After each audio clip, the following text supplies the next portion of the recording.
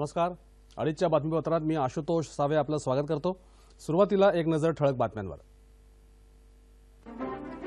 दहशतवादाविरुद्धचं मौन आणि कठोर कारवाईचा अभाव यामुळे दहशतवाद्यांना बळ. पंतप्रधान मोदींचं प्रतिपादन.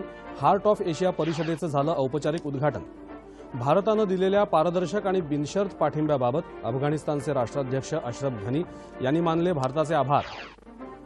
आज नौदल दिन. कुठल्याही आव्हानाला तोंड देण्यासाठी नौदल सज्ज. नौदल प्रमुख ॲडमिरल सुनील लांबा यांचा ठाम निर्वाळा. नागपूर इथं उद्यापासून राज्य विधिमंडळाचं हिवाळी अधिवेशन.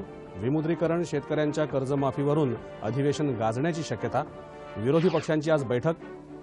कल्याण मुरबाड रेल्वे मार्गाबाबत रेल्वे मंत्र्यांशी प्राधान्यानं चर्चा करणार. खर्चाचा हिस्सा राज्य सरकार उचलणार असल्याची मुख्यमंत्र्यांची घोषणा. भारतरत्न डॉक्टर बाबासाहेब आंबेडकर यांच्या 60व्या महापरिनिर्वाण दिनानिमित्त मुंबईत आवश्यक सुविधांची तयारी. चोख बंदोबस्त. लाखो अनुयायी दाखल.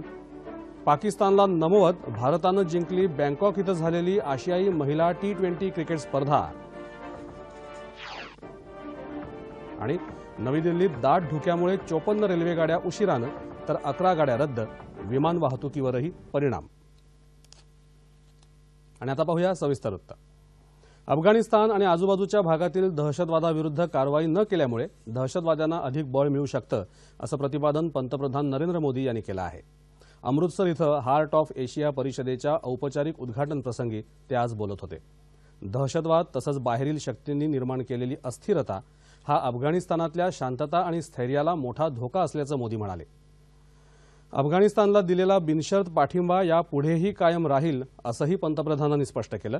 विकासासाठी अफगाणिस्तान इतर देशांशी जोडला जाणं आवश्यक असल्याचं मोदी यांनी सांगितलं. दहशतवादाला पाठिंबा देणाऱ्यांविरुद्ध कठोर कारवाई आवश्यक असल्याचं सांगून दहशतवाद समूळ नष्ट करण्यासाठी एकत्रित कणखर दृढ इच्छाशक्तीची गरज पंतप्रधानांनी अधोरेखित केली. शांततेबाबतच्या चर्चेला ठाम कारवाईचा पाठिंबा द्यावा असं आवाहन पंतप्रधानांनी आंतरराष्ट्रीय समुदायाला केलं. भारतानं अफगाणिस्तानला दिलेला पाठिंबा पारदर्शक आणि विनाअट असल्याचं अफगाणिस्तानचे राष्ट्राध्यक्ष अशरफ घनी यांनी उद्घाटनाच्या वेळी केलेल्या भाषणात स्पष्ट केलं.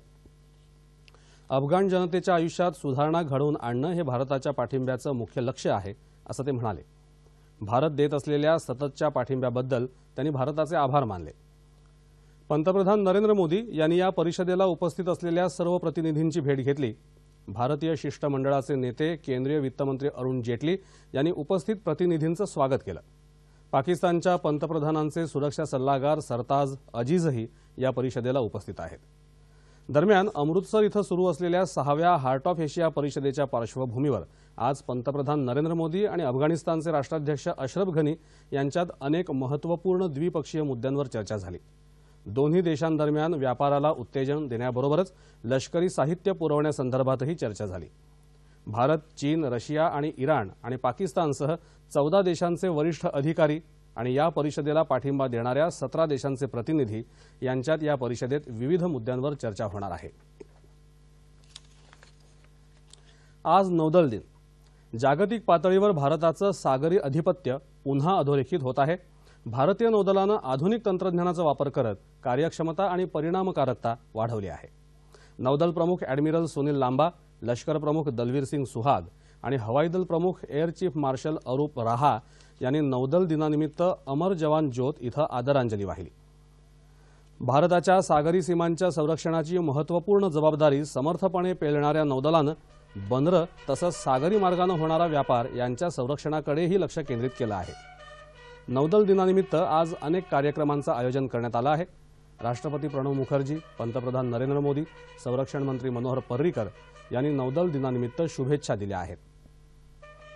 नौदलानं मेक इन इंडियाला प्राधान्य दिलं आहे. भारतीय बनावटीच्या विनाशिका स्टील्थ फ्रिगेट्स, 2 कॉर्व्हेट नौका नौदलाच्या ताफ्यात दाखल झाल्या आहेत. सध्या स्वदेशी बनावटीच्या विमानवाहू नौकेची बांधणी सुरू आहे. भारतीय सागरी किनाऱ्याच्या सुरक्षिततेसाठी नौदल सज्ज असल्याचं नौदल प्रमुखांनी नौदल दिनानिमित्त सांगितलं. आज इस नेवी डे में आश्वासन देता हूं अपनी महान देश को कि जो हमारा समुद्री तट है, भारतीय नौसेना पूरी तरह से तैयार है उसकी सुरक्षा करने के लिए. जय हिंद, शन्नो वरुण. नागपूर इथं उद्यापासून विधिमंडळाचं हिवाळी अधिवेशन सुरू होत असून विमुद्रीकरण, शेतकऱ्यांची कर्जमाफी, आदिवासी भागातील मुलांचं कुपोषण आदी मुद्द्यांवरून विरोधक सरकारला घेरण्याची शक्यता आहे। संसदेप्रमाणेच विधिमंडळातही सत्ताधारी पक्षाची कोंडी करून कामकाज रोखून धरण्याची रणनीती विरोधक आखण्याची शक्यता आहे। विरोधकांना तोंड देण्यासाठी भाजपानेही व्यूहरचना तयार केली आहे।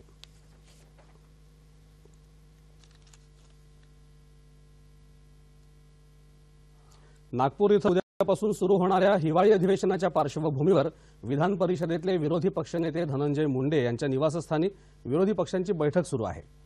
बैठकीला विधानसभेतले विरोधी पक्षनेते राधाकृष्ण विखे पाटील, शेकापचे जयंत पाटील, आमदार हेमंत टकले, आमदार संजय दत्त, आमदार जोगेंद्र कवाडे तसंच आमदार विजय वडेट्टीवार उपस्थित आहेत। शिवसेनेचे पक्षप्रमुख उद्धव ठाकरे यांनी आज नागपूर इथं सरसंघचालक मोहन भागवत यांची राष्ट्रीय स्वयंसेवक संघाच्या मुख्यालयात भेट घेतली। या भेटीत विमुद्रीकरणाच्या निर्णयासंदर्भातील शिवसेनेच्या भूमिकेबद्दल चर्चा झाल्याचं समजतं। केंद्रीय गृहमंत्री राजनाथ सिंह या चर्चेच्या वेळी उपस्थित होते। मुरबाड आणि परिसराचं महत्त्व लक्षात घेऊन हा भाग रेल्वेनं जोडणं गरजेचं आहे।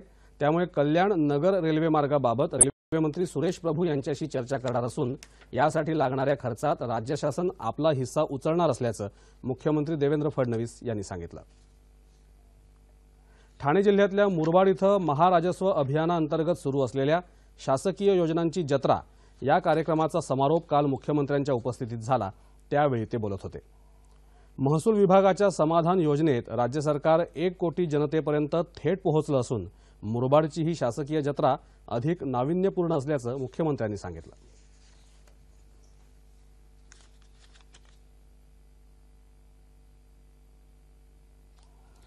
पंतप्रधान नरेंद्र मोदी यांनी घेतलेल्या विमुद्रीकरणाच्या समर्थनार्थ आज पुण्यात मोर्चा काढण्यात आला। यावेळी जिल्हाधिकाऱ्यांना विविध मागण्यांचं निवेदन देण्यात आलं। सरकारनं भविष्यात रोकड रहित व्यवहारासाठी तसंच परदेशातील काळ्या पैशाबाबत कठोर पावलं उचलावीत आदी मागण्याही या निवेदनात करण्यात आल्या आहेत। विमुद्रीकरणाच्या मुद्द्यावरून संसदेचं कामकाज वारंवार बंद पाडणाऱ्यांचा निषेधही यावेळी करण्यात आला। पंतप्रधानांनी घेतलेल्या धाडसी निर्णयाला एक जबाबदार नागरिक म्हणून समर्थन करत असल्याचं मोर्चाचे आयोजक विपुल पाटील यांनी सांगितलं।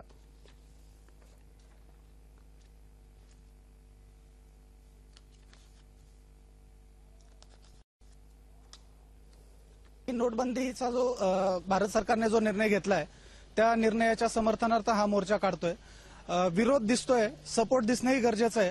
हा सपोर्ट दाखवण्यासाठी आणि सरकारला अशाच प्रकारचे निर्णय घेऊन हे राष्ट्र भ्रष्टाचार मुक्त करण्यासाठी जे काही त्यांचे भावी पावलं असतील या पावलांना पाठिंबा दर्शवण्यासाठी आणि त्यांना थोडं मोटिवेशन देण्यासाठी आमच्या पद्धतीने पुण्यातले नागरिक जमा होऊन हे करतोय। तर हे आम्हाला इथेही दाखवायचं आहे की आम्ही सगळे याच्या विरोधात नाहीये, याच्या सपोर्टमध्ये आहोत। जोपर्यंत महिलांना आर्थिक स्वातंत्र्य मिळत नाही तोपर्यंत समाजामध्ये स्त्री पुरुष समानता दुरापास्तच आहे। आर्थिक क्षमतेबरोबरच महिलांचा निर्णय प्रक्रियेमधला सहभाग वाढवला पाहिजे असं मत सर्वोच्च न्यायालयाच्या माजी न्यायमूर्ती रंजना देसाई यांनी व्यक्त केलं। पुणे इथं protection of women and gender justice in contemporary India या विषयावर काल झालेल्या व्याख्यानात त्या बोलत होत्या। महिलांचे प्रश्न सोडवण्यासाठी त्यांचा राजकारणातला सहभाग वाढवला पाहिजे तसंच न्यायदानाच्या क्षेत्रातही महिलांचा सहभाग वाढण्याची आवश्यकता असल्याचं देसाई यांनी सांगितलं। जन्मापासूनच मुलींना वाढवताना त्यांच्या आत्मविश्वासाला प्रोत्साहन देण्याची गरज असल्याचं माजी राष्ट्रपती प्रतिभाताई पाटील यांनी यावेळी स्पष्ट केलं। गेलं अर्धशतक वकिली करणाऱ्या ॲडव्होकेट आदिती वैद्य यांना प्रतिभाताई पाटील यांच्या हस्ते जीवन गौरव पुरस्कार प्रदान करण्यात आला।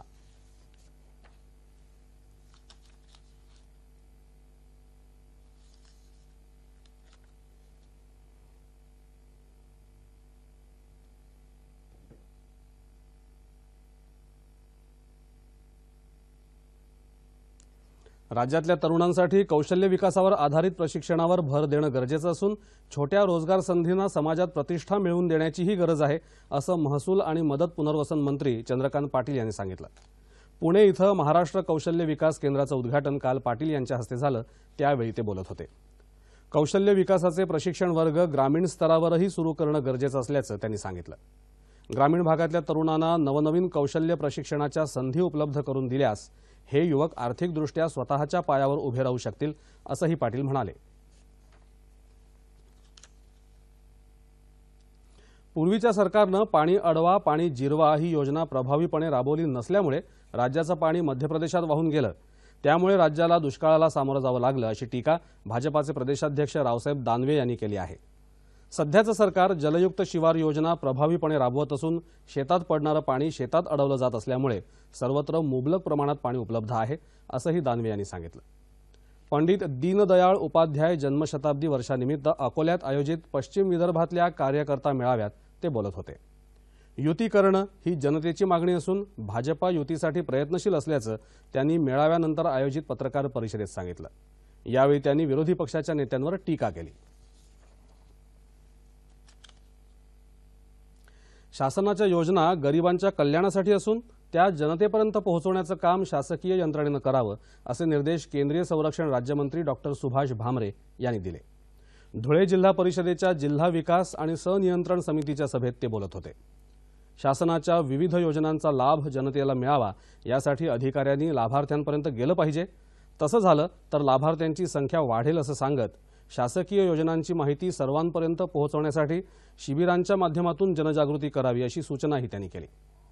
धुळे शहरात राबवण्यात येणाऱ्या अमृत योजनेची सविस्तर माहिती तात्काळ सादर करण्याचे निर्देश डॉक्टर भामरे यांनी यावेळी दिले. शेतकऱ्यांच्या अडचणीत दिवसेंदिवस वाढ होत आहे, त्यामुळे आत्महत्येमागच्या कारणांचा शोध पत्रकारांनी घेतला पाहिजे असं प्रतिपादन ज्येष्ठ पत्रकार प्रकाश दुबे यांनी काल यवतमाळ इथं केलं. पत्र सूचना कार्यालय, नागपूर श्रमिक पत्रकार संघ यवतमाळ आणि विदर्भ इलेक्ट्रॉनिक्स मीडिया यांच्या वतीनं आयोजित ग्रामीण प्रसार माध्यम कार्यशाळेतल्या पहिल्या सत्रात ते बोलत होते. या कार्यशाळेचं उद्घाटन यवतमाळचे जिल्हाधिकारी सचिंद्र प्रतापसिंह यांच्या हस्ते झालं. विकास संवादामध्ये पत्रकारांची भूमिका, शेतीविषयक प्रभावी संवादामध्ये मुद्रित माध्यमांची भूमिका या विषयांवर पत्रकार जयदीप हर्डीकर, अनिल महात्मे यांनी या कार्यशाळेत मार्गदर्शन केलं. कृषी संकटाच्या वेळी यशोकथांची समर्पकता या विषयावर पुणे आकाशवाणी केंद्राचे उपसंचालक नितीन केळकर यांनी विचार मांडले. कार्यशाळेचं प्रास्ताविक नागपूरच्या पत्रसूचना कार्यालयाचे सहाय्यक संचालक संजय आर्वीकर यांनी केलं. सह्याद्री वाहिनीच्या वृत्तविभागासाठी स्ट्रिंगर्सची नियुक्ती करण्याबाबत आता आपण माहिती जाणून घेऊया.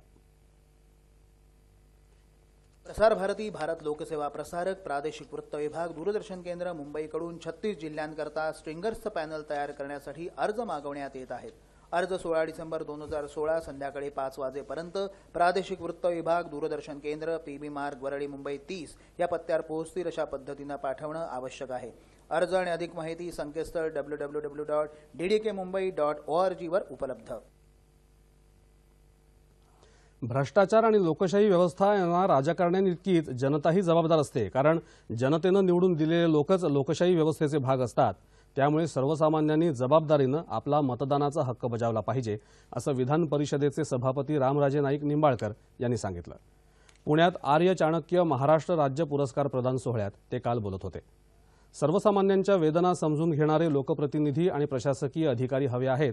लोकशाहीच्या विकासासाठी सुसंस्कृत आणि संवेदनशील व्यक्तींनी राजकारणात यायला पाहिजे असं त्यांनी सांगितलं.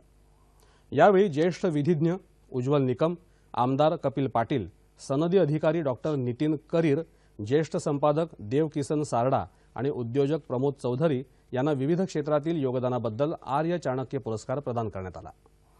फेरीज व्हीलतर्फे आयोजित केल्या जाणाऱ्या वर्ल्ड फेस्ट या वार्षिक आंतरराष्ट्रीय कलाविष्काराचं मुंबईत आयोजन करण्यात आलं आहे.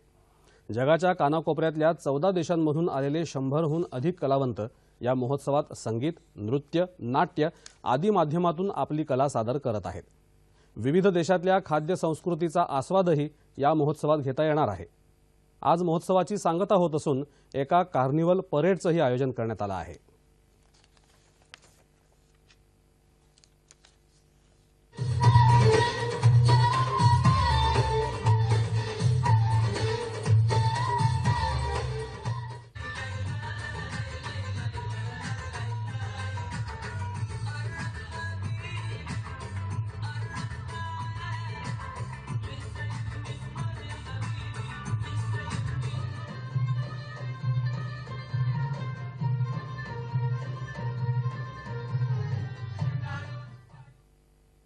यशवंतराव होळकर प्रतिष्ठानच्या वतीनं दिला जाणारा होळकर पुरस्कार अभिनेता अजिंक्य देव यांना काल पुण्यात जलसंधारण मंत्री राम शिंदे यांच्या हस्ते देण्यात आला.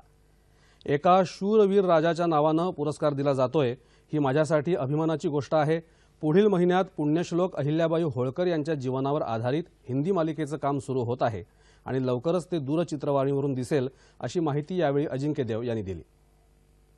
होळकरांचा इतिहास आता राज्य सरकारच्या वतीनं चरित्राच्या रूपानं मांडण्यासाठी मी मुख्यमंत्र्यांकडे पाठपुरावा करणार असल्याचं जलसंधारण मंत्री राम शिंदे यांनी यावेळी सांगितलं.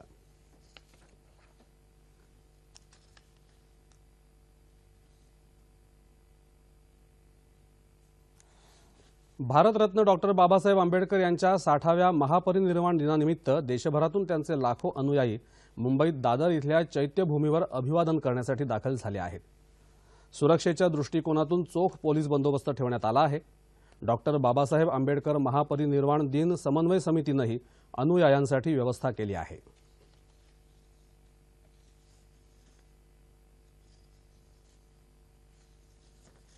आज लाखोच्या संख्येने महाराष्ट्रातून आणि भारतातून आणि भारताच्या बाहेरून बाबासाहेबांना अभिवादन करण्यासाठी येथे जनता येत असते आणि ती असलेली संपूर्ण जबाबदारी म्हणजे चैत्यभूमी निर्माण करण्यापासूनची भारतीय बौद्ध महासभा हिच्यावरती असते. भारतीय बौद्ध महासभेचे कार्यकर्ते आणि समता सैनिक दलाचे सैनिक मिळून 4, 5, 6 आणि 7 तारखेपर्यंत सदैवरित्या लोकांची सेवा करण्यासाठी, लोकांची व्यवस्था करण्यासाठी या चैत्यभूमी आणि या बाजूच्या परिसरामध्ये तत्परतेने असतात. हेतू एकच आहे की पोलीस यंत्रणेवरती आणि इतर महापालिकेच्या यंत्रणेवरती जास्त भार पडू नये, हे आमचं प्राथमिक कर्तव्य आम्ही समजतो. प्रतिवर्षाप्रमाणे यावर्षी सुद्धा अनुयायांची संख्या जास्त येणार असं गृहीत धरून महानगरपालिकेकडून यावर्षी मोठ्या प्रमाणामध्ये सुविधा उपलब्ध करून देण्यात आल्या आहेत. सुविधेमध्ये वेगवेगळ्या प्रकारच्या सुविधा म्हणजे अनुयायांकरता राहण्यासाठीचा जो मंडप आहे, मागच्या वर्षी 80,000 स्क्वेअर फीटचा होता, यावर्षी आम्ही 1,20,000 स्क्वेअर फीटपर्यंत वाढवलेला आहे. अनुयायांकरता जेवण घेऊन बसण्याकरता जो जेवणाचा मंडप आहे तो सुद्धा आम्ही चांगल्या प्रकारे यावर्षी बांधून दिलेला आहे. यानंतर अनुयायांकरता मागच्या वर्षापर्यंत कमी प्रमाणामध्ये जे बाथरूम आणि शौचालय होते, यावर्षी आम्ही 200 शौचालय आणि 200 बाथरूम उपलब्ध करून देण्यात आलेले आहे. पिण्याच्या पाण्याची सुविधा सुद्धा आम्ही 350 नळ आणि जवळजवळ 15 टँकर ह्याची उपलब्धता करून देण्यात आलेली आहे. आता हल्ली सगळ्याकडे मोबाईल आहे, त्याच्यामुळे आम्ही जवळजवळ 300 मोबाईल चार्जरची सुद्धा इथं सुविधा करून देण्यात आलेली आहे. वैद्यकीय व्यवस्था दिलेली आहे. 11 अँब्युलन्स इथे ठेवण्यात आलेले आहेत. त्याच्यानंतर 65 डॉक्टर आहेत. 4 मेडिकल कॉलेजचे अँब्युलन्स या ठिकाणी आम्ही उपलब्ध करून देण्यात आलेले आहेत. कंट्रोल टावर सुद्धा उभं केलेलं आहे. पोलीस खात्याकडनं ज्या काय आम्हाला रिक्वायरमेंट आलेल्या आहेत, DFMD आहे, त्याच्यानंतर मेटल डिटेक्टर आहे, त्या बॅग स्कॅनर आहेत, त्यांच्या रिक्वायरमेंटप्रमाणे आम्ही महानगरपालिकेकडून आम्ही त्यांना उपलब्ध करून दिलेले आहेत. यावर्षीच आम्ही 2 ड्रोनचे सुद्धा इथं ड्रोन कॅमेऱ्याची सुद्धा उपलब्धता करून दिलेले आहेत. जसा जसा बाबासाहेबाच्या आता नवीन पिढी ही शिक्षणातून म्हणजे काही पुढे जात आहेत, शिकत आहेत, वाचत आहेत, लिहत आहेत, ते आम्हाला खूप कळत आहे. म्हणून आम्हाला बाबासाहेबाबद्दल खूप असा अतिशय आदर वाटत आहे की बाबासाहेब आंबेडकर हे असे थोर महापुरुष आहेत की त्यांनी स्वतःसाठी नसून ते दुसऱ्यांना, समाजासाठी आणि दुसऱ्याचा उद्धार केलेला आहे. असे हे थोर महापुरुष ह्या जगामध्ये कधी झालेही नाही आणि कधी होणार पण नाही.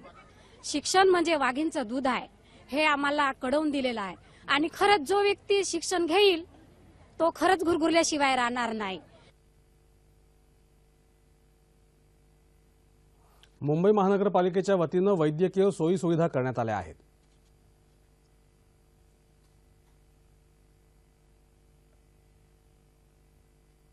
अनुयायीही अभिवादन करण्यासाठी आले आहेत. महाराष्ट्र शासनानं केंद्र सरकारच्या सहकार्यानं निर्माण केलेल्या डॉक्टर बाबासाहेब आंबेडकर या चित्रपटाचं सह्याद्री वाहिनीवरून 5 डिसेंबर 2016 रोजी संध्याकाळी 7:30 वाजता प्रक्षेपण होणार आहे. डॉक्टर जब्बार पटेल दिग्दर्शित या चित्रपटासाठी डॉक्टर य.दी. फडके यांनी संशोधन कार्य केलं आहे. या चित्रपटात मम्मुटी, सोनाली कुलकर्णी, मोहन गोखले, मृणाल कुलकर्णी, जीवन मेरी, राहुल सोलापूरकर आदींच्या भूमिका आहेत.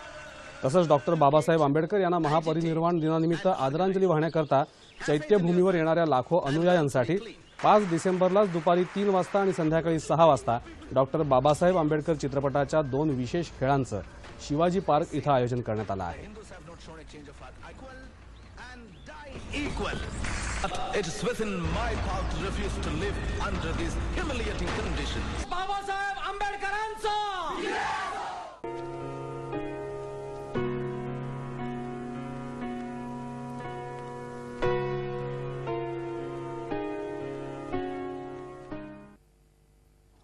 थायलंडमध्ये बँकॉक इथं झालेल्या महिलांच्या आशिया चषक T20 क्रिकेट स्पर्धेत पाकिस्तानला नमवत भारतानं विजेतेपद पटकावलं.